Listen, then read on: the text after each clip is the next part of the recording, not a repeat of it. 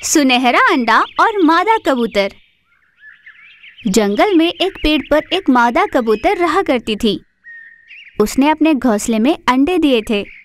सारे अंडे तो सफेद रंग के ही थे, पर उनमें एक सुनहरा अंडा था।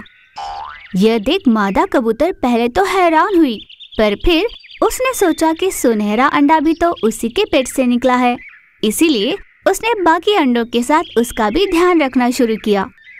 एक दिन तेज हवा चली और कबूतर का घोंसला गिर गया, जिस कारण मादा कबूतर के सारे अंडे टूट गए, सिवाय उस सुनहरे अंडे के।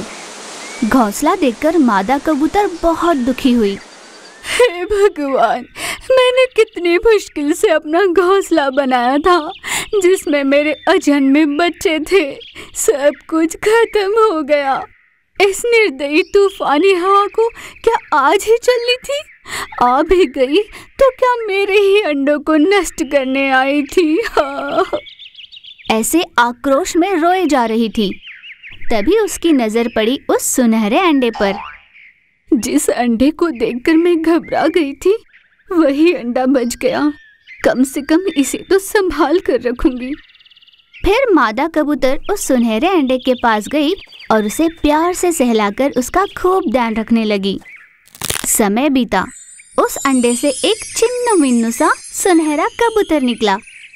मादा कबूतर ने उसे खूब लाड प्यार से पाला और बड़ा किया। उस नन्हे कबूतर का उड़ने का समय आ गया था, पर मादा कबूतर उसे कहीं जाने नहीं दिया करती थी। उसके लिए खाने का इंतजाम वह खुद ही किया करती थी। एक दिन मादा कबूतर की सेहत बिगड़ गई। उसे बुखार हुआ। उड़ने की भी ताकत नहीं थी उसमें।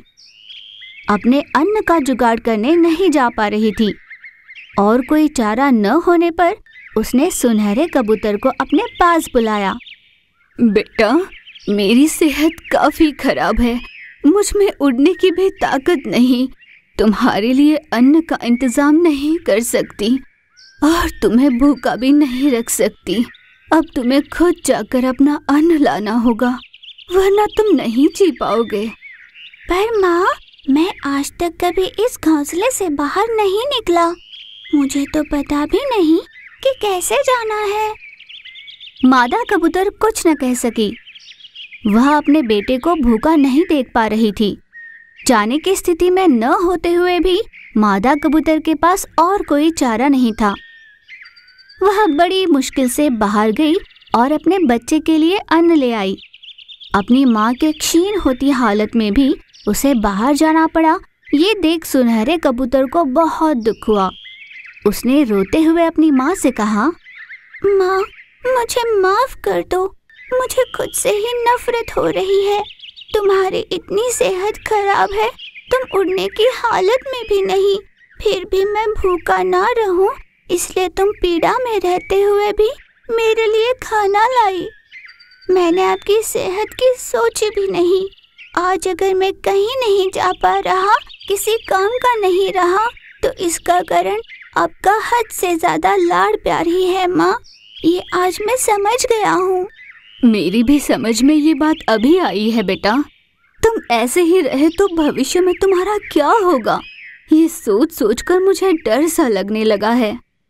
माँ, जब मेरे पंख नहीं थे तब तुम्हारा मेरे लिए अन्न लाना अनिवार्य था, पर अब तो मेरे पंख है, मैं उनका इस्तेमाल नहीं करूँगा और भैंसे घोंसले में बैठा रहूँगा तो ये सही नहीं होगा।